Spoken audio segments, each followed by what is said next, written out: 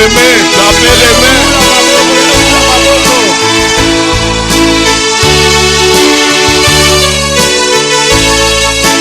frère Roland qui entre.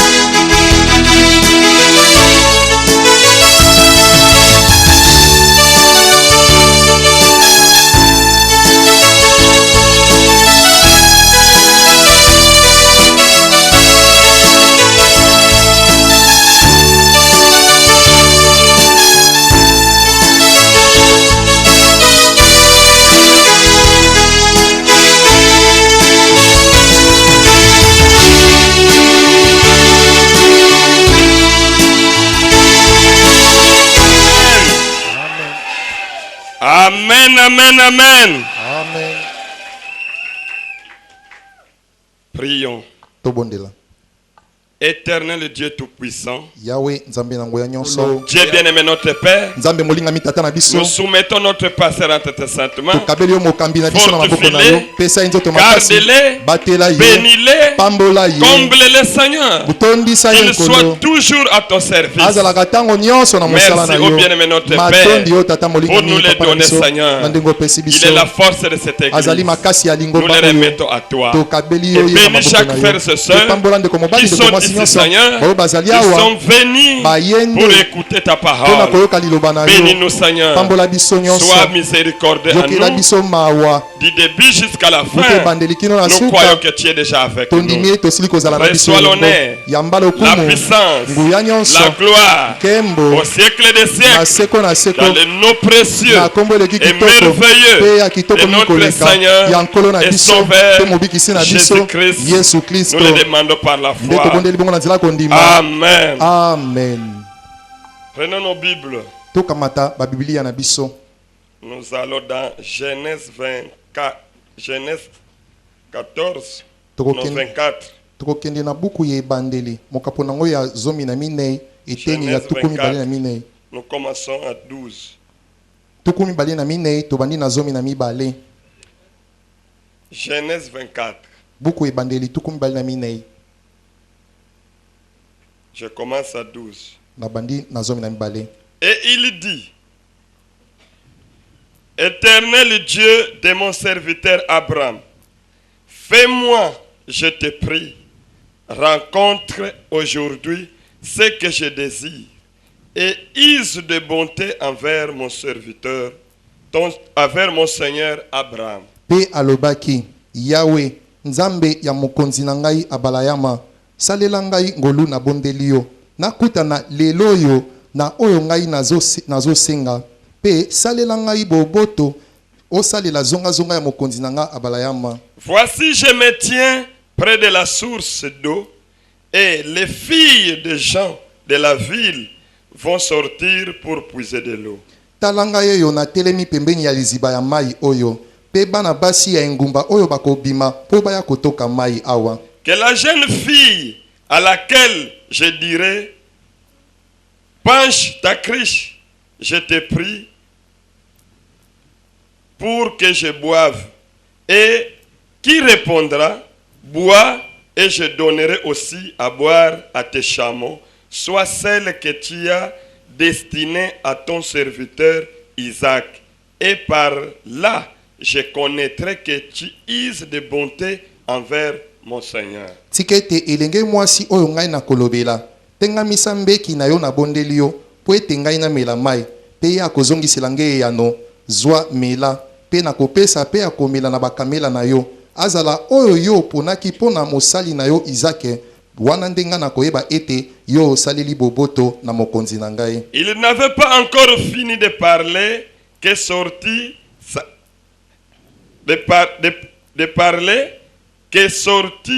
sa criche sur l'épaule Rebecca, née de Bethuel, fils de Milka, femme de Nacor, frère d'Abraham. Ye asisaki nanu koloba te, ebimaki mwana mwasi oyo na mbeki na lipeka na ye akitisaki Rebeka, abotami uta na Bethuel, mwana ya Milka, mwasi ya Nashor, ndekwa mobali ya Abalayama. C'était une jeune fille très belle de figure. Elle était vierge et aucun homme ne l'avait connue. Elle descendit à la source, remplit sa criche et remonta. Ezalaki elenge mwasi moko kitoko penza ne elongi, azalaki moseka, pe mobali moko te ayebaki nzoto na ye, akitaki kuna na liziba, pe atondisaki mbeki na ye, pe amataki na yango. Le serviteur courut au-devant d'elle et dit: Laisse-moi boire, je te prie, un peu d'eau de ta criche. Bongo mosali oyo akimaki liboso na ye, pe alobelaki eboye, tikanga ye te namela mwa moke ya mai na mbeki na oyo. Elle répondit: Bois mon Seigneur. Et elle s'empressa d'abaisser sa criche sur sa main et de lui donner à boire, à boire. Bongo azongisaki ye yano, mela nkolo na ngai. Akendaki na lombango mbango penza awelelaki kokitisa mbeki na ye na maboko pe apesaki ye mai ya komela. Quand elle eut achevé de lui donner à boire, elle dit, je puiserai aussi pour tes chameaux jusqu'à ce qu'ils aient assez bu. Bongo tango ya asilisaki kopesa ye mai ya komela alobelaki ye boye, na kotoka pe mai pona bakamela na nyonso kino bango bakomela pe bakotonda. Et elle s'empressa de vider sa cruche dans la breuvoir et courut encore au puits pour puiser, et elle puisa pour tous les chameaux. Bongo akendaki na lombango mbango penza kokitisa mbeki na ye na emeleli oyo pe akimaki apotaki mbango kino na liziba po atoka mai pe atokaki mai pona bakamela nyonso. L'homme la regardait avec étonnement et sans rien dire pour voir si l'Éternel faisait réussir son voyage ou non. Bongo moto oyo atalaki ye penza na kokamwa mingi kozanga koloba ata liloba moko pona kotala soki Yawe azalaki kolongisa mobembo na ye to te. Quand les chameaux eurent fini de boire, l'homme prit un anneau d'or du poids d'un demi-cycle et des bracelets du poids de 10 cycles d'or. Bongo tango bakamela oyo basilisaki komela, moto oyo akamataki pete ya bozito ya ndambo ya lomea pe mayaka mibale ya bozito ya bakamela ya bozito ya lomea zomi. Apocalypse 21:9. Puis un de 7 anges qui tenait les 7 coupes remplies de 7 derniers fléaux vint et il m'adressa la parole en disant, viens, je te montrerai l'épouse, la femme de l'agneau. Pe moko ya baangelu sambo oyo oyate asimbaki keni oyo etondisamaki na ba maloji sambo oyo ezalaki koya ayaki alobelaki ngai boye yaka na kolakisa o mwasi ya libala mwana oyo ya mwasi ya mwana mpate. Que le Seigneur ajoute la bénédiction à la lecture de sa parole. Nzambe apambola botangi Vous loba na pouvez ye vous asseoir. bokoki kofanda. Je tire mon petit sujet Nabendi liteya na ngai ya moke sur les messages prêchés par les prophètes. ezali liteya oyo mosakoli ateyaka. Le choix d'une épouse, paragraphe 44, c'est là où je tire mon petit sujet. Ezali na kopona mwasi ya libala eteni nanga tukumi na ye na mina C'est vraiment ekuna le nde nabendi paragraphe liteya na le plus ngai. court de ces brochures. Ezali eteni ya mokuse koleka na liteya o mobimba. Frère Brian me dit dans ce paragraphe, Ndeko vraiment alobi na eteni yango oyo une église, eklesia moko le choix d'une église. kopona eklesia. Amen. Amen. C'est fini le paragraphe. Esili nango pe bongo eteni yango mobimba. Notre petit sujet, Liteya na biso ya moke le choix d'une église. kopona eklesia. Amen. Amen. Le choix d'une église. Kopona Et nous eklesia avons lu pe touti kotanga le mercredi, frère Brian me dit mokolo ya misato ndeko bana alobi que Dieu, dans plusieurs paraboles, nzambe na pour masesebele ce qui concerne le choix de l'église, na oyo etali kopona il lingomba les compare comme l'épouse et l'époux. ye akokanisaka yango na mwasi ya libala na mobali ya libala. Amen, amen. Amen. C'est pourquoi Yango wana Jésus, Yesu, Branham, Branham, le pasteur Bruno, Mokengeli Brino, Zoé Tabernacle, Zoé Mongombo a été toujours ezalaka ntango nyonso et il restera toujours pe kotikalaka kaka sévère, ya kofongola misu sérieux na eyongi nyonso pour ce qui concerne le mariage, na oyo etali libala pour ce qui concerne le choix. na oyo etali kopona. Amen, amen. Amen. Parce que c'est un type. Po ete ezali etaliseli. Amen. Amen. Et le diable est très rusé. Pe Satan azali mayele mabe. Le diable a 3 étapes qu'il piège quelqu'un. Satan azali na mitambo misato oyo Les apesaka moto. sœurs, suivez. Bandeko basi Le bolanda. diable a 3 étapes. Satan azali na biteni Il misato piège quelqu'un. oyo tielaka moto Première mitambo étape. ya liboso À la naissance. na mbotama na ye. Si le diable te rate à la naissance, Soki satana alongi yo te na mbotama na yo, de te tuer, mokolo no ya ou kobotama boma yo, de te donner la sorcellerie, to apesa yo kindoki, il rate. wana alongi te. Deuxième piège, E motambo ya le mibale, choix d'une église. kopo na lingomba to eklesia na yo. Amen. Amen. Il t'attend là-bas. Yazo zelo Parce kuna. qu'il sait, Po ete ya ayebi une malamu. fois vous choisissez une mauvaise église, Mbala moko yo oponi eklesia mabe, tu vas chez lui en enfer. e kokende pa nde na lifelo. Amen. Amen. S'il te rate là-bas, Soki alongi yo kuna te, dernier piège, oyo motambu nde le ya choix d'une suka, épouse. kopo na mwasi ya libala. Il sait Ayebi que ete s'il t'attrape là-bas, soki akangi yo cela va kuna, ruiner toute ta vie. yango ekobebisa bomoi na mobimba.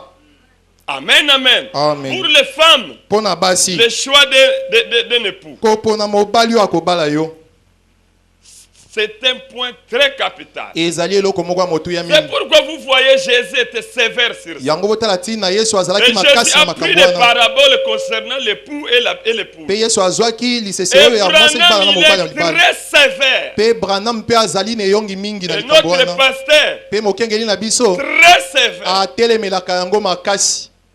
Amen, amen. Amen. Pourquoi Mpo na nini? il n'est pas un chargeur? Ye azali na ye mopesi charge te.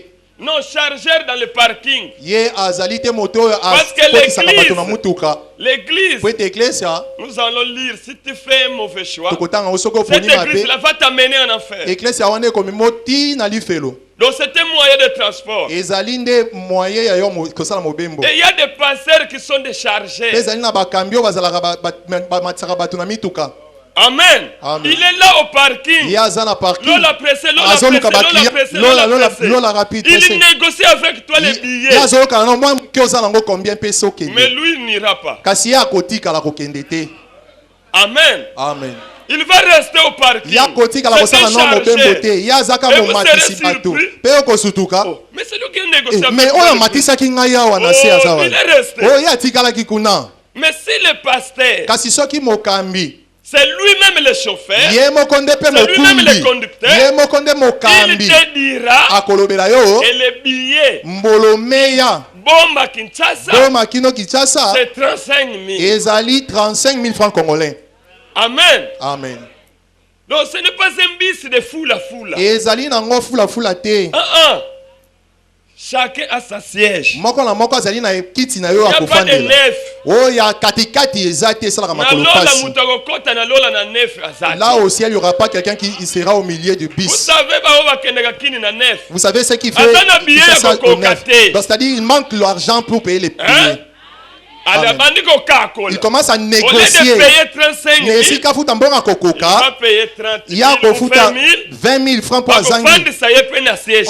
On va pas le Bah, donner la tiens, chaise. dans le couloir. On va le mettre au milieu de la bis. Non, Te. pour Dieu, Pona nzambe dans son église, na losambo na le ye. nombre de bancs c'est le nombre de personnes. Motango ya bakiti nde motango Et pe ya chacun bato. a son billet. Pe moto na moto azali na lomeya billet na Amen. ye eza nango na maboko. Amen. Donc c'est pourquoi le pasteur est très sévère sur ça. Yango wana tala tina mokengeli azalaka makasi na makambo wana. Amen, amen. Amen.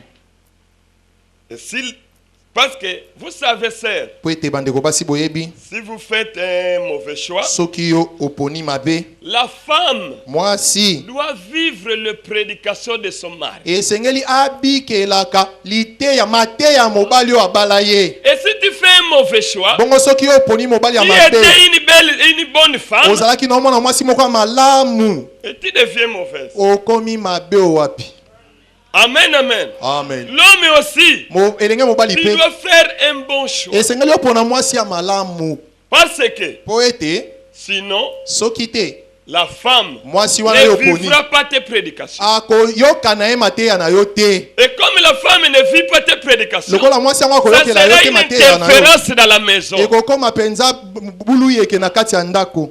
Amen, amen. Amen. Et la vie de prière va quitter. Bongo bomoi ya Une libondeli ya maison ndako où il y a toujours ekufa. des chamailles, comment vous allez prier? Ndako oyo koswana na koswana etonda kuna siko bokobondela na pokwa ndenge nini to na tongo. L'homme dit ceci, la femme. Mobala dit lobi le boye contraire. mwasi aboyi te nga boyi te. Amen. Amen. Et ça dérange la vie spirituelle. Bongo ekotisi mobulu na bomoi ya molimo. Amen, amen. Amen. Et frère Branham me dit, Puis de comprendre lobby. il y a beaucoup de fois, Exemple la mingi nous biso aimons que la parole s'ajuste à nous. tolingaka liloba ekokana na makanisi na biso ndenge tolingi. Non, Hey. c'est nous à s'ajuster à la parole. Eza biso nde tokokana ndenge liloba elingi ezosenga biso Amen, tosala. amen. Amen. C'est nous à Eza s'ajuster biso à la nde parole. tokokana na Quelque chose que liloba la elobi. parole est dure, Ata boni liloba ezosala pasi kasi c'est nous à s'ajuster à la parole. ezali biso nde tokokana na liloba ezosenga Ah, je biso. vais le lire. Wana na kotanga Le yango. choix d'une épouse. Kopona mwasi ya libala 115. lokama na zomi na mitano. Paragraphe 115. Eteni ya mokama Frère Branham dit, zomi na bon, mitano. Tokokana na lobi pour boye. les étrangers, Pona bapaya baza kati na biso que cela ne vous achoppe pas. yango esala bino Quand pasi te na nous parlons mitema. que Frère Branham a dit, Tango nyonso bokoyoka biso vous tozoloba ndeko savez, Branham la alobi Bible a été écrite boye bibilia pe ekomamaki par des paraboles. na masese. Amen. Amen. Par des paraboles. Na masese nde Et ceux qui ekomamaki ont écrit la Bible, c'était des prophètes. pe bao bakomaki bibilia ezali basakoli. Comme j'ai toujours donné cet exemple, Lokola napesaka mbala mingi ndakisa c'est oyo comme dans le village. eza lokola na mboka S'il y a des problèmes, soki likambo ekwei il y a un kanouchi, ezali na kanuti moko il y a deux camps. ezali na molako Il y a mibale toujours des pauvres. kaka ezali na balobeli. Amen. Amen. Dans les cités, ce Voilà. sont des avocats. Na mongumba ezali balobeli C'est lui qui connaît mieux la loi. oyo ayebi malamu mbeko. Amen. Amen. Et la Bible aussi Pe biblia pe lokola a été écrite ekomamaki par des pauvres. na balobeli. Amen. Amen. Par des prophètes. Et Basakoli. ils ont écrit dans les Pe paraboles. bakomaki yango nde na masese C'est par exemple, ezali oka ndakisa dans le village, na mboka vous avez un kanouchi. bozali na kaluti Vous moko verrez qu'un pauvre qui dit, boko bomona molobeli alobi par exemple, ndakisa que si l'osakim soki ou akiyombe on dit que nlangu kaduma buna matadi. Donc si l'osakim, c'est qu'il y a des pierres. ekoloba soki mai Et comme il sala makelele, ebandi kosala makelele elingi c'est koloba qu'il y te a des pierres dans cette eau-là. mabanga eza na kati ya mai wana. Et si toi, tu n'as pas un pauvre, Bongo soki yo ozali na molobeli tu te ne kolobela sauras yo pas qu'est-ce qu'on a dit. okososola te nini bango bazoloba. Amen. Amen. Tu seras là. Yo kozala wana Peut-être on vient de m'inchirer. mbala mosusu bafingi nga to nini yo balobi Et oyo. si tu ne sais pas décoder les paraboles, Bongo soki yo oyebi kolimbola malamu pour te que masese toi wana aussi tu répliques, po yo mpo ozongisa yano tu es condamné. okweyisami. Mais si toi aussi tu es un pauvre, Kasi soki yo mpo ozali na molobeli tu vas te lever, yo kotelema tu pars demander ton pauvre. oke kotuna molobeli na yo balobi nini Pauvre, molobeli na ngai. comment il vient de dire que si l'osakim, c'est qu'il y a des pierres. te soki mai ezosala makelele mabanga eza na kati. Oh non, il veut dire Donc alingi aloba boye que n'importe où ete bipai vous nyonso allez partir. yo bokokende Parce que lui, po ete ye il a des pierres. aza na Donc il a mabanga des soutiens. aza na Ah, basimbisi. c'est comme ça. Ah, eza nde bongo. Alors moi aussi, Ah, soki bongo ngai pe je vais me préparer nakobongama parce que lui, il est prêt ete ye pe d'aller même abongami dans les instances supérieures. ata akende kuna na Mais si basambisi tu ya n'as pas de likolo. pauvre, Bongo soki oza na molobeli te tu seras là, yo kozalaka et wana fin de fin, tu sukasuka seras nango condamné. Oh, okweyisami. tu avais raison. Nzoka nde ozalaki nano elonga. Amen. Amen. C'est pourquoi Dieu, Yango wana dans Nzambe chaque âge, eleko nyonso dans chaque génération, na ekeke il nyonso envoie un pauvre atindaka molobeli pour moko décoder po ete ya les limbola paraboles de leur âge. masese ya eleko na bango. Amen, amen. Amen. Nous venons de lire dans l'Apocalypse. Toti kotanga na On emoniseli nous dit, viens, balobeli biso yakao voici tala l'épouse, mwasi ya la libala femme de l'agneau. ya mwana na pa te. Est-ce que même à Balaka? Bongo l'agneau c'est Marie. Même à Balaka, si on m'a wapi libala ya même. L'agneau, avez-vous déjà vu Tant consacrer que tout le monde est l'agneau? votre lobby, non. Quand on a Tout vu ça, n'a pauvre, n'a on s'est dit, biso. posons la question à Et notre dit que l'oba, translateur. Qu'est-ce que cela ni. signifie? Amen, amen. Amen. Sans pauvre, Sans tu ne comprendras translateur, pas les paraboles de la vous Bible. n'allez pas comprendre le parabole, il y a Biblia. C'est pourquoi nous, dans notre âge, Yango abiso Dieu de- nous a envoyé notre pauvre. Nzambe atindeli biso molimboli na Quand nous biso. venons de lire Tango wayambi touti kotanga Genèse, buku ebandeli. maintenant, Sikoyo. nous allons demander notre pauvre. Tokotuna Qu'est-ce molimboli que na cela biso. veut dire cette histoire? Yango elakisi nini mambi ya Rebeka oyo? Expliquez-nous Yo lakisa cette biso. parabole. Yokolisa biso lisese oyo. Amen, amen. Amen. C'est pourquoi quand vous écoutez, Yangwana tango Branham koyoka. dit. Oh Branham alobi. c'est-à-dire il est en train de décoder les paraboles. Ini koloba azo limbo la penza na moke masese nyonso. Amen, amen. Amen. Il dit, Alobi boy. 115. Kama Bon, zokitano. Bon. nous avons été faits pour Christ. Tokela mande po na Kristo. Christ ne fut pas fait pour nous. Kristo akelamaka te po na biso. C'est ce que nous essayons de faire aujourd'hui. Yango biso tozomeka kosala Dans nos lelo. manuels. Na oya biso ya maboko. Nous essayons de faire en sorte que la parole, laquelle est Christ, Tozomeka kosala ete lilobo ezali Kristo. se conforme à nous. Ekokana nde na biso mabanzo na biso. C'est là ce que toi tu penses. Eyenge beni na Tu makanisi veux na que la yo. parole se conforme à toi. Olingi lilobo ekokana na mabanzo na yo. Écoute, frère Midi. Boyoka ndeko papa malobi. Au lieu d'essayer, lequel est Christ, au Oui, ils allaient lieu Christo. d'essayer de nous conformer à la parole. Na esika tomeka tosala makasi tokokana nde na liloba Nzambe. Amen. Amen. Voilà la différence. Bomoni Ce bokese. n'est pas à la parole d'être comme nous, Ezali liloba te nde ekokana na de se biso. conformer à ce que nous pensons, Ekokana na makanisi biso à ce que tozokanisa. nous voulons. Na oyo biso Mais tolingi. c'est nous Kasi de eza nde se biso. conformer à ce que dit la parole. Tosengami tokokana na oyo elobi liloba. Amen, amen. Amen. Et nous avons dit, Pe tolobaki. quand Tango une personne reçoit le Saint-Esprit, moto ayambi molimo mosantu. quand une personne reçoit le Saint-Esprit, Tango moto ayambaka c'est molimo une mosantu. partie de la divinité, Ezali eteni ya habite dans bonzambe. cet homme-là. Oyo ekomi kofanda na kati ya une moto wana. partie de Dieu. Eteni ya La vie de Nzambe. Dieu habite dans Bomoi cet ya homme. Nzambe ezofanda na kati ya moto wana. Amen, amen. Amen. Et comme Dieu, Sikoyo lokola Nzambe j'ai fait un peu de rappel, nazokanisela. et comme Dieu, Lokola Nzambe, amen, amen. il est Seigneur. Ye azali nkolo. L'homme, tu Mobali deviens le Seigneur de ta yo femme. mpo okomi nkolo ya mwasi na C'est yo. pourquoi Sarah appelait Abraham mon Seigneur. Botala tina Sara azalaki obenga bala ya nkolo na ngai. Tu deviens le rédempteur. Okomi mosikoli.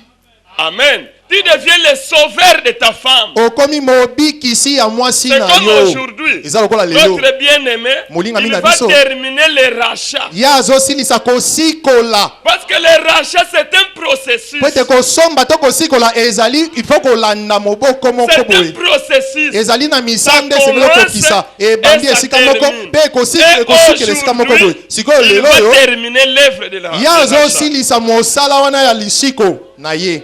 Amen, amen. Amen. Allons-y. Tokende. Frère Branham dit, Ndeko Branham alobi. le choix, Kopona. c'est une loi Eza pe mobeko. qui n'est pas écrite, Oyo ekomama te. mais qui est devant tout le monde. Kasi ezali liboso bato nyonso. Et frère Branham dit, Ndeko Branham alobi.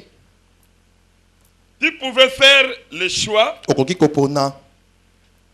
de la mode de vie que tu vas mener. Na lolenge ya bomoi oyo osepeli obikela. Toi-même, Yo moko. tu peux faire ce choix. Okopona lolenge ni kani yo olingi Tu peux obikaka. faire le choix Okoki pe kopona. de ta destinée éternelle. Ya bipai na yo ya seko na seko. Le mariage, Libala. c'est un choix. Eza pe kopona. L'église, Eklesia. c'est un choix. Eza pe kopona moko. 22, paragraphe 22. Tukumi bali na mibale. Écoutez, Boyoka. maintenant, Sikoyo. le choix d'une épouse. Kopona mwasi ya libala. Dans bien des situations Na makambo de la vie, ebele ya bomoi. il nous est donné à faire un choix. Epesameli biso tosala kopona Le mode moko. de vie lui-même est un choix. Kopona lolenge ya kobikela ezali pe kopona. Le mode de vie que tu vas vivre, Kaka lolenge yo c'est un choix kobikela que tu eza peux le pe faire toi-même. kopona oyo moko Si kokopona. tu veux pour toi être un voyage, Soko lingi ozala na C'est okuluna. ton choix. Eza kopona yo moko poni. et tu vas commencer à porter des fatons, Obandi kolata bakupe ekweya etiki nyonso libanda. kokata suki neti bandeke. Tu te coiffes comme des cocorico. C'est un choix que tu as fait. Ezali kopona yo ponaki. C'est un choix. Eza Si kopona. tu veux être un kuluna, So- c'est un choix. Soko lingi ozala bandi ya armée. Eza kopona na yo. Le mode de vie. Lolenge na yo C'est un akobikela. choix. Eza pe kopona moko. Nous avons le droit de tracer notre propre voie. Tozali na makoki ya kokela nzela na De biso moko. choisir notre propre manière de vivre. Pe lolenge na biso moko ya kobikelaka. Selon notre désir. Eyenge beni na baposa na biso ya motema. L'instruction, Koyekola. c'est un choix. Eza pe kopona.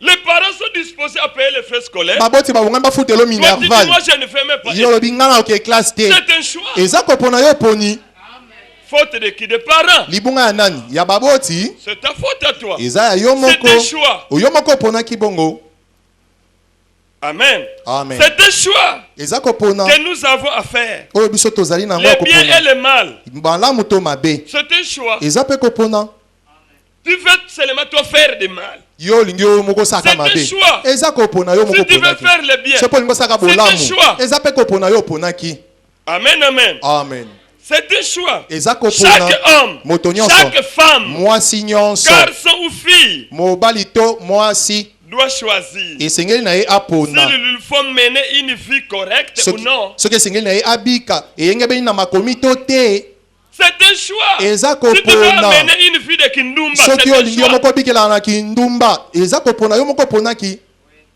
Amen, amen. amen Et toi-même, tu connais la fin. mpe yo moko oyebi suka bandumba Si ezalaka tu wapi veux aussi choisir une bonne vie chrétienne, soki mpo olingi olipona bomoi moko ya C'est un malamu choix. ya bokimo kristo eza mpe kopona yo oponi votre destinée éternelle. bipai yo okokende na seko na C'est un seko choix. eza mpe kopona Oh non, moi je vais aller en enfer. oyo te ngai nalingi nakeli C'est un felo choix que tu fais. eza boponi yo oponi Amen. Amen. C'est comme j'entends souvent les gens. lokola nayoka bato Mais mingi sans le koloba faire, je vais aller. Oh, Là aussi, il y aura les gens. o ata lifelo na kokende kuna mpe bato c'est un bakoza choix. eza kopona yo Mais oponi c'est là où la Bible dit, c'est là où il y aura des graisses, des plaies et des graissements dedans. kasi biblia elobi bipai wapi bato bakomiswa minu mpe bakobanda kolela Amen, mingi. amen. amen C'est un choix. eza boponi Et peut-être que Mbala ce mususu. soir, certaines d'entre vous feront le choix de lieu où ils passeront l'éternité. mbala mosusu na ntongo ya lelo Ce matin- bamoko kati na bino bakopona bipai wapi bango bakolekisela Donc, ce seko na matin- seko na seko na bango Peut-être chacun de nous ici, mbala mosusu na ntongo ya il lelo moko fera bakokisa le biso choix où il passera l'éternité. akopona bipai wapi akolekisela seko na seko na ye Amen. Amen. Tu feras le choix où tu passeras ton éternité. okopona bipai wapi yo okolekisela seko na seko na Il yo y a un autre choix eza mpe na kopona mosusu que nous avons à faire dans la vie. oyo biso toza na yango ya kosala na bomoi C'est celui d'un compagnon de la vie. ezali ya moninga okotambola ne bomoi no mobimba Verset 24. Paragraphe 24. 24 Mettez ça au tableau. tuku mibali na minei C'est celui d'un compagnon de vie. ezali ya molingami na yo ya C'est comme bomoi notre bien-aimé frère. eza lokola ndeko na biso Il vient molingami de oyo faire le choix de son compagnon de vie. awuti kopona molingami La na ye ya sœur vient bomoi de faire le choix de son compagnon de vie. ndeko mwasi mpe aponi molingami na ye ya bomoi na ye mobimba Un jeune homme elenge mobali ou moko une jeune oyo femme elenge mwasi moko qui fait son entrée dans la vie oyo azosala kokota na ye na bomoi a le droit de faire un choix. azali na ndingisa ya Le kopona jeune homme fait le choix. elenge mobali mpe akopona La jeune fille a le droit d'accepter ou de rejeter cela. elenge mwasi epesameli ye makoki ya kondima to koboya yango Toutefois, mbala c'est nyonso toujours un choix. ezali mpe kaka boponi moko Elle le sait. bandeko basi Voilà boyoka la terre, Ne déjà dormez 12 pas. heures, tu bandes déjà à 12 je vois heures. nous avons commencé à 12 heures 12 heures, bolala. maintenant à Ne 12 heures vous dormez dormez pas. bolala te C'est aussi un choix. eza mpe boponi Amen, amen. amen C'est toujours un choix ezali kopona des moko deux côtés. bisika nyonso mibale Hein? amen L'homme, il fait le choix. mobali La femme aponi aussi. elenge mwasi ye mpe C'est aponi toujours un choix les deux côtés. ezali kopona bangambo nyonso mibale L'homme et la femme elenge mobali mpe elenge ont mwasi tous deux le droit de choisir. bango nyonso mibale bazali na makoki ya kopona Vous aussi, bino mpe lokola en tant que chrétien, kozalaka mokristo amen, amen vous avez un choix à faire. bozali na kopona moko esengeli bopona Ici à Boma, awa na mboka oyo ya boma jusqu'à présent, kino lelo vous avez un choix à faire. ozali na boponi moko esengeli Quand opona à l'église que vous pouvez fréquenter. na oyo etali eklesia oyo bipai wapi esengeli yo banda kosanganaka na kosambela kuna Amen, amen. Amen. C'est un choix. ezali boponi Quand à l'église que vous allez fréquenter, na oyo etali eklesia oyo bipai wapi esengeli c'est osambelaka votre propre privilège ezali libaku malamu na yo moko en tant que américains ou des bomatraciens, kozalaka bomatracien de choisir une église à laquelle vous voulez appartenir. kopona lingomba moko oyo esengeli osala ozala C'est molingo un choix. ezali kopona Si vous ne le voulez pas, soki oboyi yango vous n'êtes pas obligé otindami mpe na makasi te d'appartenir à une d'elles. ya ozala moko na Mais yango par contre, kasi koleka mingi si vous voulez changer soki olingi de obalola méthodiste okende na ou methodiste baptiste to baptiste ou catholique to moi ou katoliko to protestant, bato ya mishoni ainsi de suite, ebongo na bongo il n'y a personne qui puisse vous le dire. ezali na moto te Vous akotindika vous yo envoyez à To- une certaine église. to akotindika yo na makasi okende na eklesi ya moko C'est notre liberté. ezali bonsomi na biso C'est ce qui est notre démocratie. yango wana ndingisa ya kopona ya Chaque bato homme nyonso peut choisir moto nyonso akoki kopona de lui-même. wuta na ye moko Ce n'est pas quelqu'un qui va te dire ezali te moto nde akoyebisa yo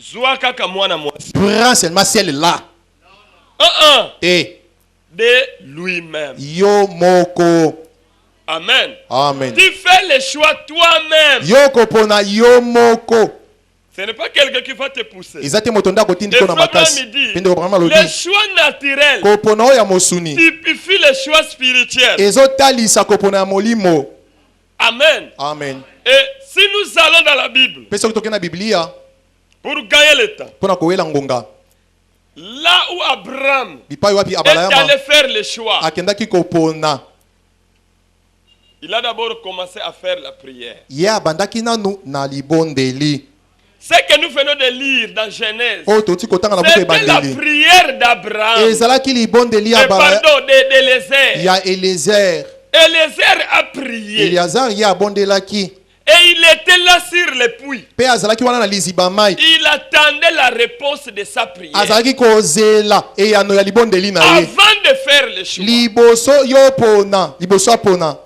Avant le choix. liboso ya Il faut d'abord kopona attendre la réponse de ta prière. esengeli yambo kozela eyano ya libondeli na yo osali epa nzambe Amen, amen. amen Frère Branham dit, ndeko braham alobi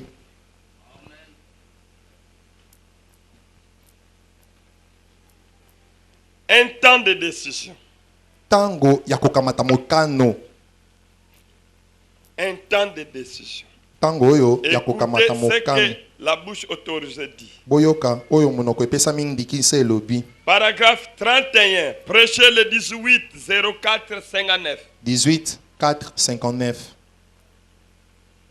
Aujourd'hui, lelo les gens bato sont un peu comme Élézer. bazali lokola mwa moke lokola Eliezer Il y avait beaucoup de femmes dans cette ville-là. ezalaki na bilenge basi Frère, ebele au fond, na la monguba wana Frère, ouvrez les ouvrez oreilles les oreilles. le frère les Il y sœurs avait beaucoup de femmes Et- dans cette ville-là. ezalaki na bilenge basi ebele na Ainsi monguba que wana des jeunes filles qu'ils pouvaient choisir. mpe bilenge basi oyo esengelaki apona Beaucoup de jeunes filles qui étaient là. bilenge basi ebele bazalaki Beaucoup de kuna femmes qui étaient là. basi mpe bazalaki ebele Il na engumba pouvait wana choisir. oyo ye esengelaki apona Mais kasi il n'a pas fait son propre choix. ye akendaki na boponi na ye moko te Suivez le prophète. tolanda mosakoli Il s'est confié au choix de Dieu. ye amikabaki nde na boponi oyo ya nzambe Frère, lisez au tableau. bandeko mibali botanga kuna na etutu Qui connaît lire, qu'il lise. oyo ayebi kotanga atanga elongo na biso kuna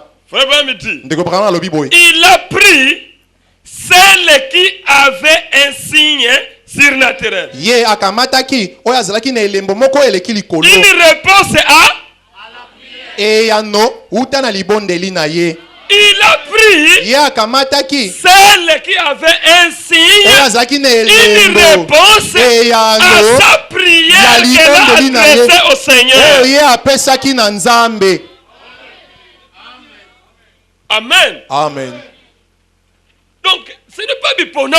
eza te fikofion te Il a pris ye azwaki celle qui était la réponse de sa prière. oyo azalaki eyano ya libondeli na ye asengaki epa nzambe Amen. Amen. Le prophète est en train de décoder les paraboles. mosakoli azolimbolela biso lisesi yango Si ce n'est pas la réponse de la prière, soki yango ezali eyano ya libondeli attendez te jusqu'à exaucement. yo zela kino okamata eyano Et dans Genèse, mpe na buku ebandeli dans Genèse, na buku là où nous venons de ebandeli lire, bipai wapi toti kotanga Genèse 24, prenons seulement le verset 22. buku ya ebandeli tozwa Lisons ça kaka lentement pour comprendre. eteni ya tuku mibale na mibale totanga yango malembe mpenza mpo tososola yango malamu.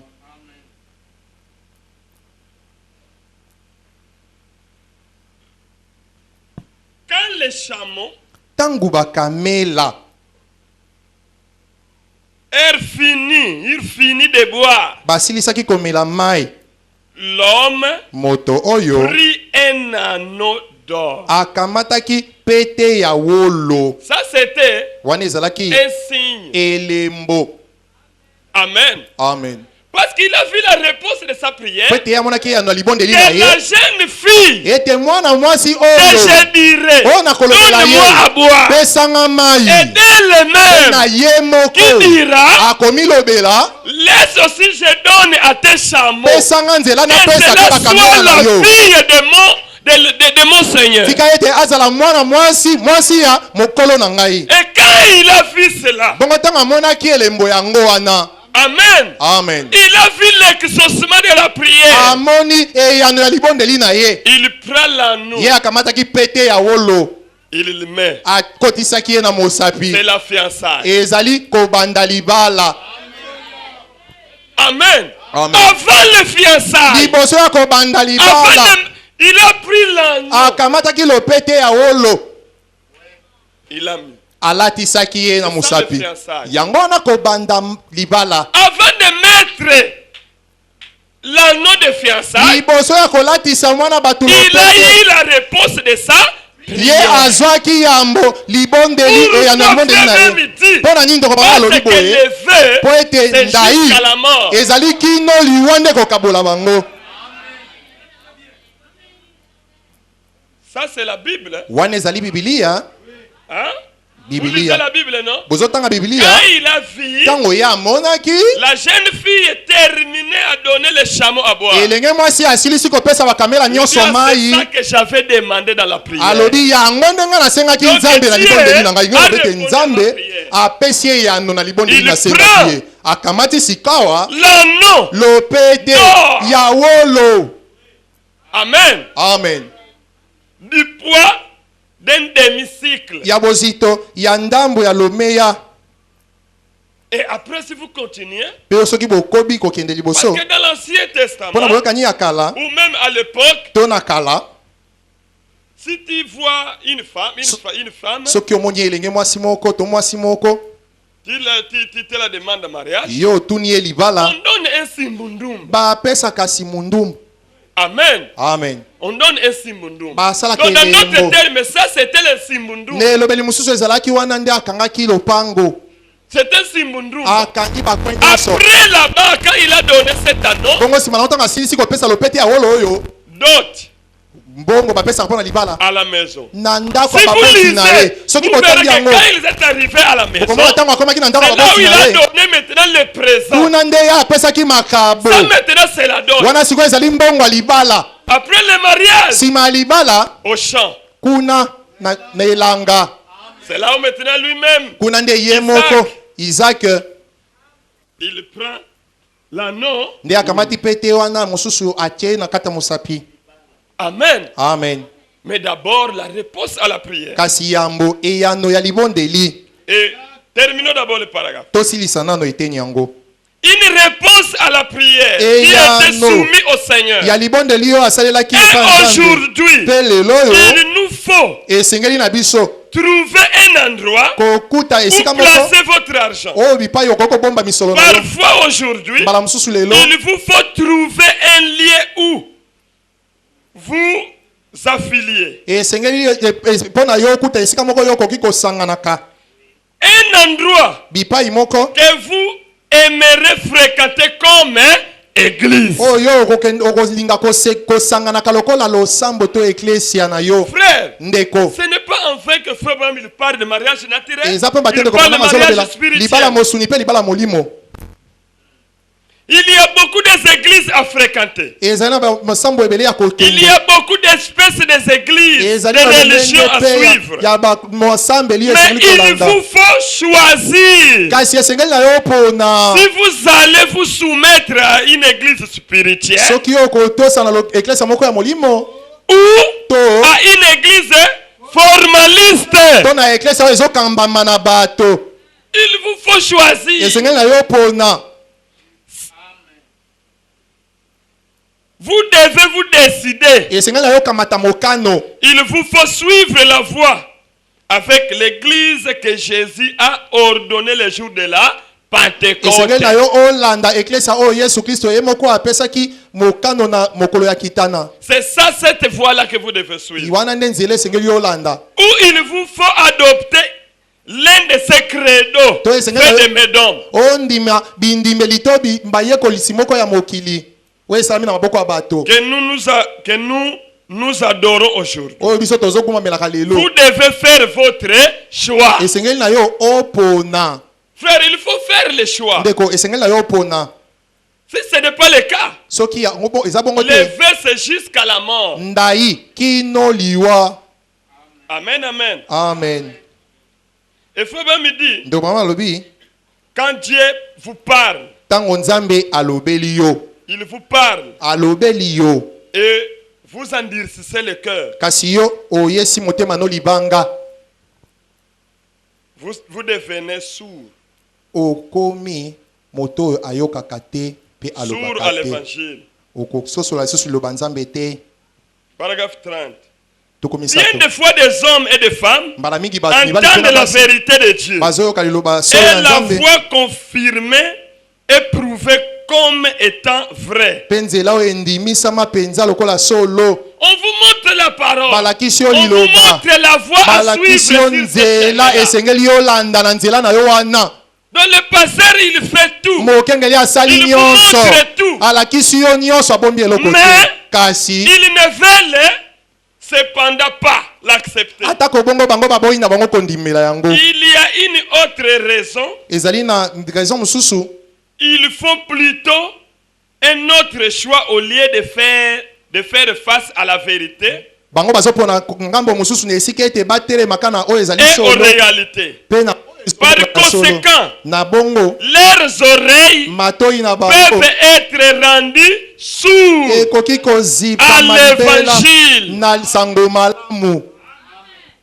Quand on vous montre la vérité, ntango balakisi yo liloba on nzambe vous montre la voie. balakisi yo nzela esengeli Ils ne yolanda veulent pas le suivre. yo boyi na yo kolanda yango Leurs oreilles matoi na bango ont devenu sourds. ekomi ya kozipama ezipami Ils ne l'entendront plus jamais. bakoyokaka lisusu ata moke te sango malamu oyo Voici mon conseil. botala toli na ngai sikawa Voici mon conseil. boyoka toli na ngai sikoyo Réveillez-vous. bolamuka Voici mon conseil. botala toli na ngai Ça, c'est le conseil de Branham. oyo ezali toli ya mosakoli nde azoloba Quand Dieu parle ntango nzambe alobi à votre cœur, na motema na yo alors na bongo agissez immédiatement. sala yango mbala moko lolenge Sinon, tu alobeli yo deviendras soki te sourd. okokufa matoi Amen, amen. amen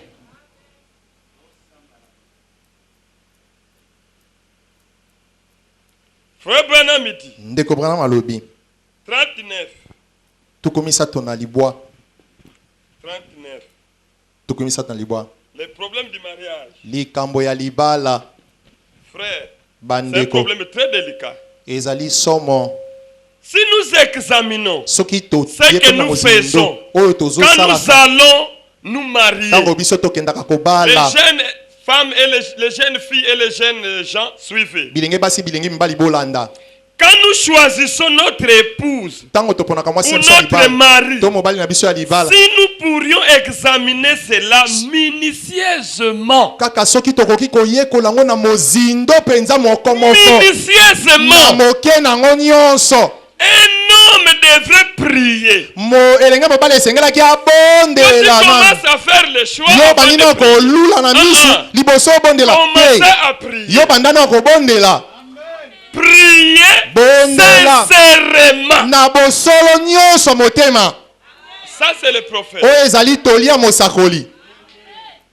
Priez sincèrement. Bondela penza na bosolo motema. Nzambi Il pourrait ruiner toute ta vie. ekoki kobebisela yo bomoi na yo mobimba na se na moyo Vous oyo. prenez le problème de mariage à la légère. Ndeko kokamata libala na fafala te. Mais cela peut ruiner toute ta vie. Kasi yango ekoki kobebisa bomoi na yo mobimba na se na moyo oyo. Même si aujourd'hui tu crois la parole. Ata soki lelo ndimeli loba nzambe. Mais à cause du mariage. Kasi likolo ya libala tu oyo peux obala. devenir rétrograde. Okoki kozonga nsima mpe opengwi.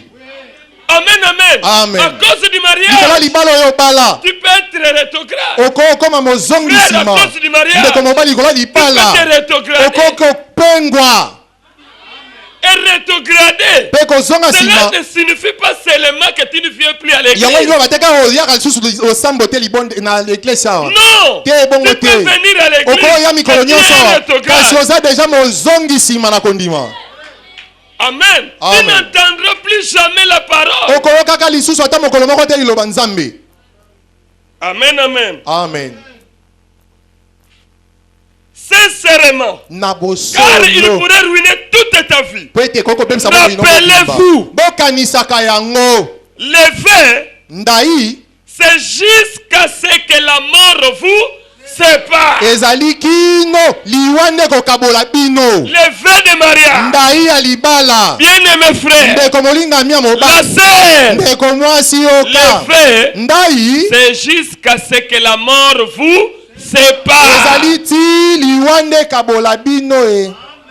Ce n'est pas qu'un jour, Eza te ka tongo moko boyo lamuki. na kenangai. Non, je m'en vais. Et frère midi, Bon ndeko banga balobi. les faits, Ndai ya on les libala. fait devant Dieu. Basalaka ngo nde liboso ya Nzambe.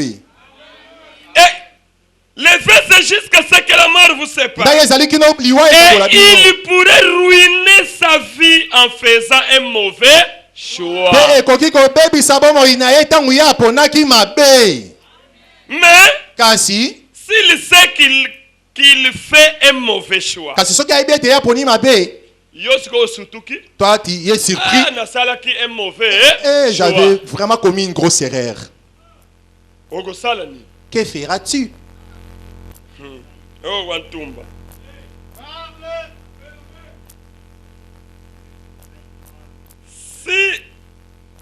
Mais Kasi. s'il sait qu'il fait un mauvais choix Soka- en épousant une femme qui ne lui convenait pas, Soki ayebi ete ye asalaki kopona ya mabe, abalaki mwasi oyo esengelaki te ye abala akoki mpona kozala mwasi na ye te ya libala.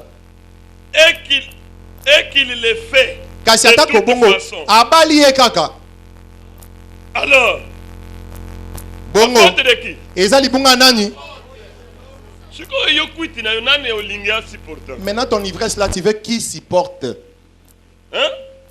Yo osali erreur na yo. Toi tu as commis ta grosse Sikoyo mutu faute là. asupporter kwiti na yo nani? Yo maintenant lingi ba Parce que supporter. le fait, Peut-être c'est ndai. jusqu'à la mort. Eza tiliwa. Supporter kwiti na yo. Yo kanga motema yika mpiko ndeko. Akiyombe ondinge tenda malafu buna nuamau. Na kiyombe wabi soki yo ozwi masanga. Osali masanga mela ngona yo moko. Tenda malafu buna nuamau. Mela Ekondo ngo. manua. Batu beka muena biyimbu ntula nga mu malafu ma. Bongo siko bato bakongana bilembo yo kosala na masango mela. Otaka biloka mabena masanga. Otaka bakwiti na badiamba na kati kuna. Soko meli yango te yo tielaka bato ba graine na diamba na kati. Ah. C'est pourquoi le prophète dit, Yango mosako la lobi. qui a commis l'erreur? Yo osali erreur na yo. Ah. Supporter kwiti na yo. Yika mpiko mon frère. Parce que le fait, Pete ndai c'est osali. jusqu'à là. Eza C'est tiliwa. pourquoi il dit avant d'entrer dans ces choses, Yango lobi yambo ete yo kota na makambo yango. priez Bondela ndeko. minutieusement. Bondela mingi na moke nyonso. Sœur, Ndeko mwasi. frère, Ndeko mobali. pour arriver jusqu'à cette étape ici, Po na kokoma kino na etenyi oyo bakomi lelo. la prière, c'est Libondeli la première étape. ezalaki etenyi ya liboso. La première étape, Etenyi ya la liboso prière. eza libondeli ya solo. deuxième étape, Ya mibale. vous recevez l'exaucement de ta Yo prière. yambi eyano ya libondeli osengi epa nzambe. Troisième Ya étape, misato vous faites L'agneau de fiançailles. yo olatisi elopete ya kobanda libala Après, nsima nango les dots. nde oke kofuta lomeya ya libala Après, nsima ici, on termine le rachat. oye awa oye kosilisa makambo no ya kosikola Devant mwasi na yo Dieu. liboso ya nzambe mpe liboso ya Et bandeko na devant yo tout le monde. mpe liboso ya bato nyonso. Amen, amen. Amen. Vous les jeunes, bino vous bilenge devez mibali savoir ces étapes. esengeli boyeba biteni Quand nyonso vous lisez wana la Bible, ntango yo ozotanga biblia na Il ne yo faut pas les lire comme les journaux. kotanga yango te lokola buku na yo ya kelasi. Quand Eliezer ntango eliezer a eu la réponse de la prière, azwaki eyano ya il libondeli prend na un ye anneau d'or. nde akamataki pete ya Ce n'est wolo pas qu'il a commencé à mettre ezalaki l'anneau te d'or. ya manino liboso nde Après akamatisa attendre la pete prière. nsima nango nde aye kobondela C'est ça que la Bible dit. yango nde biblia elobi. Mais vous savez de la Bible, lisez. sikoyo boza mpe na biblia botangaka yango. Amen, amen. Amen.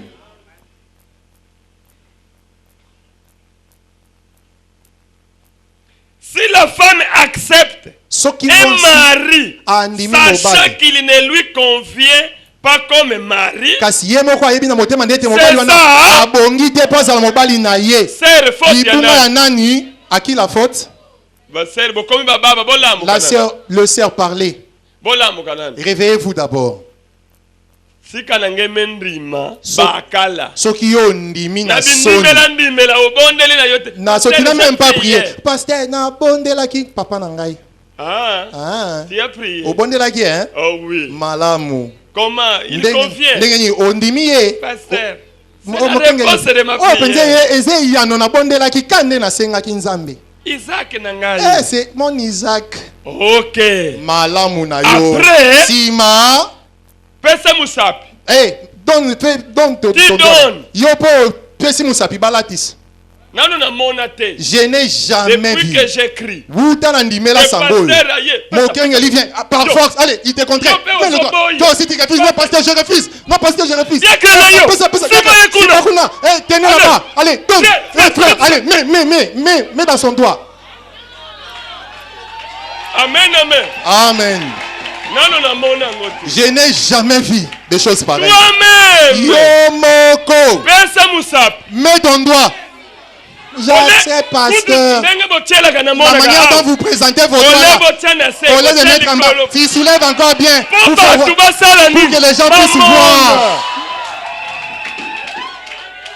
Soki oponi Si tu as choisi un mauvais mari, mobali ya mabe, faute ya à yo moko. toi-même la faute te revient. Levé, Ndai c'est jusqu'à. ezaki tiliwa. Amen, amen. Amen. Obetela Yesu maboko. Acclamons pour le Seigneur Jésus-Christ.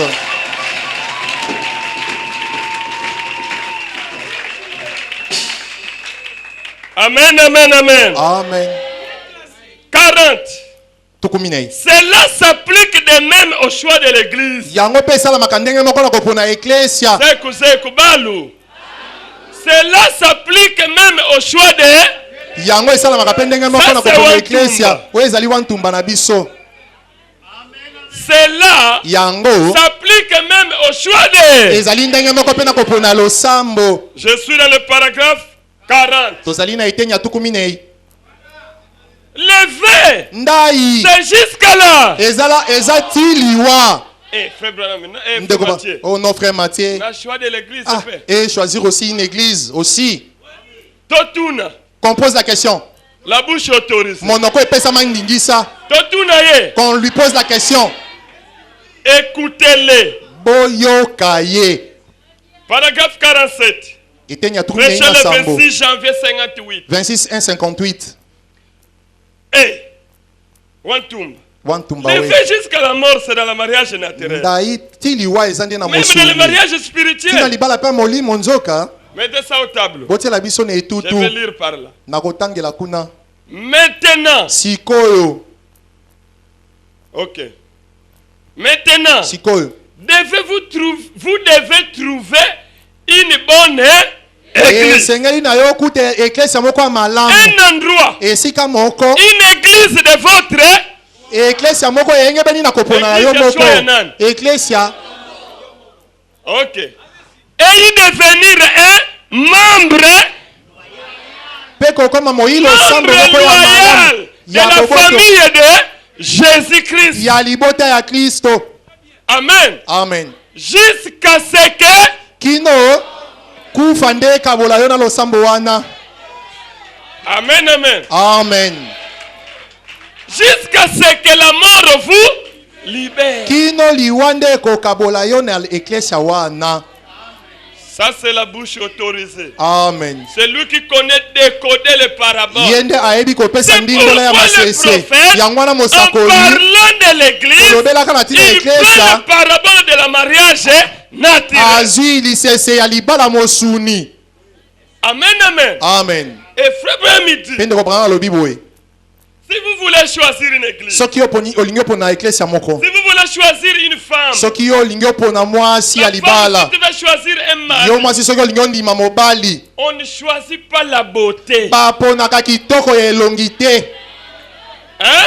Amen. On ne choisit pas la beauté. Baponaka te po aza On lonzenga. choisit des caractères. Baponaka nde ezaleli. Des caractères de la parole. Ezaleli uta na liloba. Amen. Amen. Si la femme est là de la caractère de la parole, Soki mwasi olingi obala azali na ezaleli ya liloba les nzambe. restes Oyo etikali. sont de petites choses. Eza biloko ya mike mike ekolongwa na yango. Amen. Amen. Sont de petites choses Ezali mwa biloko ya qui mike mike. sont attachées à l'être humain. Oyo ekangama na moto nyonso ya mokili ya mosuni. C'est ça qui rend l'homme de ne pas être parfait et chaque jour de chercher la face de Dieu. Yango nde esalaka ete moto abonga Dieu mpe a ete mikolo nyonso permis koluka ces elongi ya nzambe. petites erreurs. Nzambe apesaki nzela na mabunga wana Pour mike que tout mike. le temps, Po ete ntango il y nyonso ait le temps oyozwa na de ntango s'humilier ya au Seigneur. kofukama mabongo na se ya Fais-moi nkolo. grâce. Salelanga ngolu nzambe. Amen, amen. Amen. Parce que quand un homme, Po ete ntango moto il n'a plus de erreurs, ye aza lisu na mabunga la te. pesanteur ne la tiendra plus sur la Oyo terre. ya mokili oyo ekobosi te kobende lisusu te ekokange te na mabele ya mokili oyo. Amen. Amen. Mais ces petites erreurs Kasi mwa mabunga mike mike wana permettent ezopesa que nous nzela puissions s'humilier ete devant Dieu. tobuka mabolongo liboso ya nzambe. Ces petites erreurs dans nos Na femmes mabunga mike mike na basi na biso permettent ezopesa que nzela l'homme manifeste son attribut de sauveur. mobali abimisa makoki na ye ya kobikisa mwasi na ye. Amen, amen. Amen. Parce que l'homme c'est un sauveur. Ete mobali azali Il a mobikisi une partie de Dieu en azali lui. na eteni ya nzambe kati na ye. La femme sera sauvée. Mwasi Elle akobika deviendra mère akokoma mwasi na derrière moto son moko mari. mpe na nsima mobali nde akobika. Alléluia. Amen. Tu dois manifester cet attribut de sauveur. esengeli osalisa eteni na yo ya mobikisi wana ekota na mosala. Et la femme aussi. Mpe mwasi mpe lokola Ah, hey. ma chérie, Oh, même. molingami na ngai alingaka Malgré ce ngai que j'ai fait, ata buzobo nauti osala ye mais il me pardonne. kasi ye alimbisi ngai ye ayikeli nga mpiko. Oh sheri limbisa Pardonne-moi. ngai. Une mauvaise mwasi ya femme, mabe c'est une femme qui ne demande pas ezali pardon. mwasi oyo ayebi kosenga bolimbisi te na mobali na ye. Alléluia. Amen. Une femme, un Mwasi chrétien, Christ. il doit apprendre à demander pardon. esengeli amesana komikisa Parce que kosenga notre bolimbisi foi po ete est kondima na basée biso sur le pardon. etongami nde likolo ya bolimbisi. Amen, amen, amen. Amen.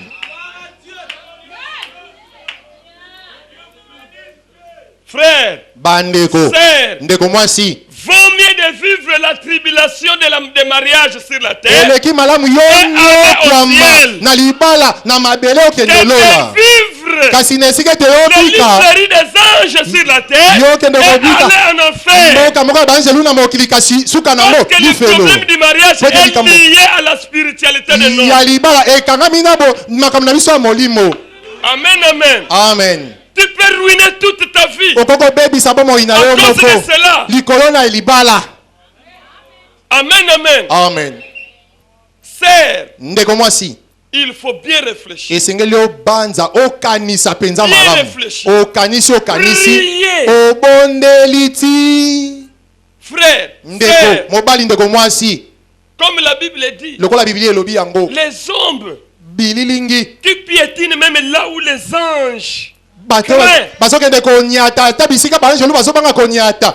Hein, bien-aimé? Bandeko balingami Tu entres dans le lieu très saint. yo okoti na esika eleki bule Et Et tu dis au souverain sacrificateur, Pe yo olobeli nganga nzambe mokonzi. j'ai prié Naboneli. et Dieu m'a exaucé. Pe nzambe apesi nge eyano. C'est lui mon mari. Eza ye nde mobali na nga libala. Et après, Pe nsima mwa ce ntango n'est pas lui. o te ye te Est-ce que nabosanaki. c'est Dieu ou c'est Satan? Wana ezalaki nzambe to ezalaki satana.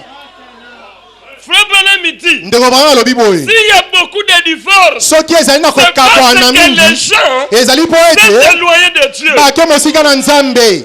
Amen, amen. Amen. Avant qu'il y ait eu la divorce, Liboso te vous ekokoma avez libala d'abord ezala. commencé à s'éloigner de Dieu. Yambo boke mosika na nzambe. Amen, amen. Amen. Sans cela, il n'y aura pas le divorce. Kozanga yango koboma mabale kozala Donc, te. si la sœur, Soki ndeko mwasi tu ne t'éloignes pas de Dieu. yo ke mosika elongi ya nzambe te. Yo mpe ndeko mobali oke mosika elongi ya nzambe te. Mauvais. Bandai na C'est bino jusqu'à la mort. kino liwa nde ekokabola ngo. Amen, amen. Amen. Mes frères, Kasi ndeko sachez-le. yeba yango Si tu as le Saint-Esprit, soki oza molimo mosantu vous avez une partie de la divinité en toi. oza na eteni ya bonzambe kati Et na la yo. divinité, c'est Dieu Mpe lui-même. bonzambe wana ezali Comme nzambe Dieu, ye il est moko. le parent rédempteur. Lokola nzambe azali tata Toi aussi, tu mosikoli es le parent yo mpe rédempteur pour ozali la sœur. tata mosikoli ya mwasi na yo. Amen, amen. Amen. Amen, amen. Amen. Ne faut pas se limiter seulement à être son Seigneur. Kosuka kaka te ozaka mokonzi na ye. Mais tu es aussi son sauveur. Kasi oza mpe mobikisi na ye bikisa ye. Amen. Amen.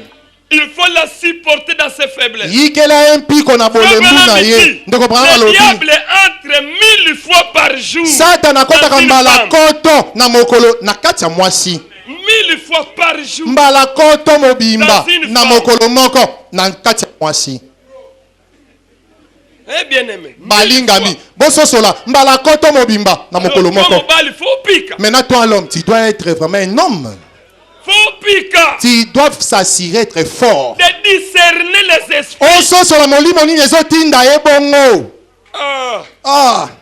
Chérie, mais comment plaire? Chéri nanga akomi boye. Na l'air muzo na kaya ni Tango nga na lingaki ye azalaki na bizali ya boye te. Combien de mecs kumi na plaire? Lokola akomi marko oyo C'est que elingi koloba ete il y a un parasite. eza na satana moko boye akoteli ye. Amen. Amen. Il faut créer une autre atmosphère. esengeli siko nakela zebi ya lola pour chasser cet esprit. mpo nabenga na molimo mabe ekoteli mwasi na nga na ndako awa. Amen, amen. Amen.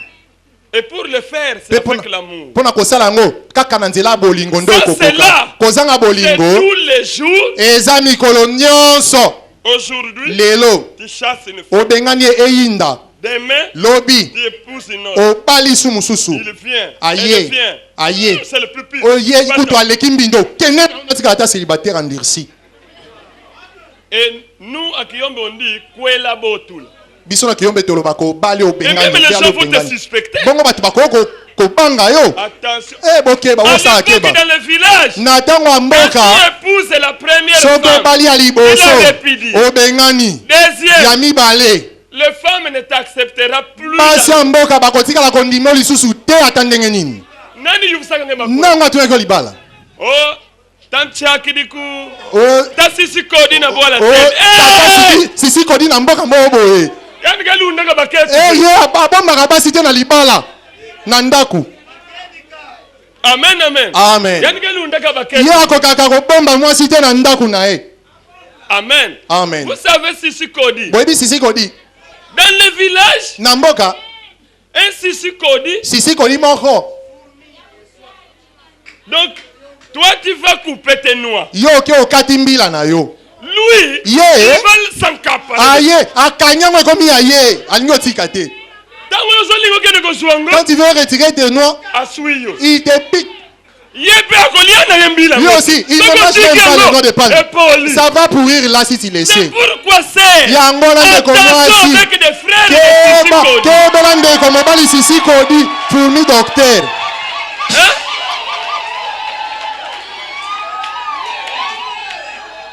Amen. Amen, amen. Amen. Kandri mina kwandri ngazi sio kankondo tota kwa. ye akangameli mbila na yo alingi kutosimba ngo te ekomi ya ye. Amen, amen. Amen. C'est ça Ceux qui connaissent le village, bandeko bao bayebi na mboka bazososola malamu fourmi docteur wana. Donc il défend. Akangameli mbila na yo ekomi ya ye. Et après, Pe suka il ne le mange pas. akolia ne pe yango te kopola nango kuni. Bilembi kandi minangasi singani. Akangameli mbila batu. Pona nini okangamela ngo? Amen, amen. Amen.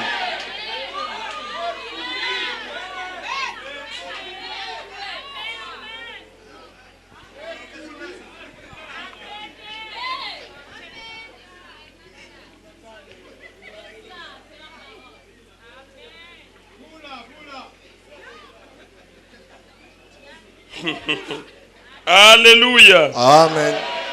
Frère, le mariage. Bandeko libalo bozomona. Le mariage. Libala. 48. Tukumi neina mwambe. Non, je termine d'abord 40. Je Tosi suis au 40. sananu tukumi ne Parce yoyo. que nous sommes à l'église. Pwete tozana kati eklesia. Maintenant, Sikoyo. vous devez prier Esengeli na yo bondela. pour l'église à laquelle vous voulez appartenir. Pona eklesia oyo yo lingi okoma moko kati na yango. Ne faut pas venir faire de la blague. Koya te kosala Faire le masekiawa. choix de l'église. Po eko pour l'église. Pasteur, je te choisis comme mon O pasteur. mokambi na ponyo lokola mokengeli na ngai. Et Eh, lever, ndai c'est ça que nous venons de lire. yango toti kotanga kuna na etutu. Hein? Bomoni Même yango. l'église aussi. Ata C'est eklesia. jusqu'à ce que la mort. Eza tiliwa. Amen. Amen. C'est pourquoi il faut prier. Yango wana esengeli na yo Est-ce que bondela cette na. église-ci, Ya solo sambo lingomba cela va oyo. m'amener au ciel? Yango solo ekomemanga na lola. Amen. Amen. Ou cela va me distraire. To yango ekobungisanga Et makanisi. comment savoir? Siko lolenge kani esengeli na yo yeba. Comment savoir que cette église ici Lolenge kani va m'amener koyeba. au ciel? Ete lo sambo Ou cette ekomemanga na lola. église-là To ne m'amènera lingomba pas wana au ciel. ekomemanga na lola Le bonhomme, il te. dit. Ekopana malobi boy. Allons-y. Tokende. Lisons, continuons. Tokoma Maintenant, kotana. Sikoyo. je ne vais pas critiquer, Nalingi na ngai te kotonga. mais je me rends compte que je suis un homme âgé Kasi nazomona ete na sili kokola. et que je dois partir un de ces jours. Pe esengeli na ngai mokolo Je moko ya devrais liboso na répondre kende. au jour du Pe jugement na kosamba mokolo de ce ya que j'ai kosambisama. dit ce soir Na oyo ngai nazoloba na ou ntongo à ya lelo. n'importe quel autre moment. To ata na ntango nini oyo ngai nalobaka. Par conséquent, Kasi na yango. je dois être très sérieux Esengeli na ngai et mingi. vraiment convaincu. Pe na misama. Mais si vous allez dans une église Kasi soki okei na eklesia moko. et si vous observez Pe soki otaleli pe le lamu. comportement de cette église, Bizaleli ya eklesia wana. parce que vous allez choisir cette église. Pete yo C'est esengeli là opo qui va eklesia t'amener wana. au ciel. Yango nde ekomemeo na lola. Mais vous voulez savoir parce Sikoyo qu'on esengeli na choisit yo le yeba. caractère de la Baponaka parole. nde ezaleli ya liloba nzambe. On choisit la parole. Baponaka nde Comment liloba. le voir? Okomona yango ndenge kani sikoyo. Comment le voir? Okomona yango lolenge kani. Le midi, Ndeko banga balobi boye. observez simplement les pasteurs. Yekola na mozindo kaka mokambi ya eklesia wana. Mettez pour Botiela que biso yango les gens- nde tutu totanga.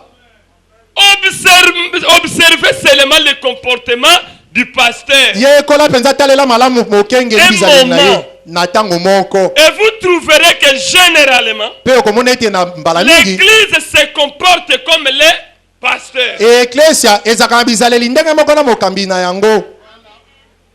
Amen. Amen.